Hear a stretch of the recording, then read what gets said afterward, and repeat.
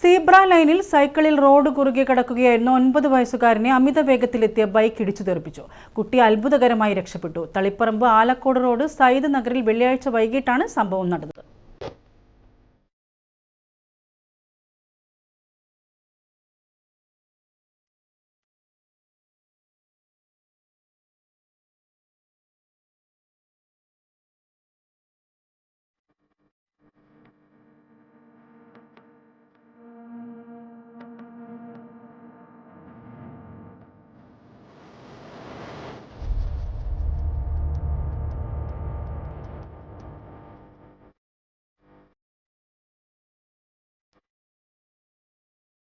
Taliparamba Alakode road Sayyid നഗറിൽ വെള്ളിയാഴ്ച വൈകിട്ടാണ് നാടിനെ നടുക്കിയ അപകടം നടന്നത്.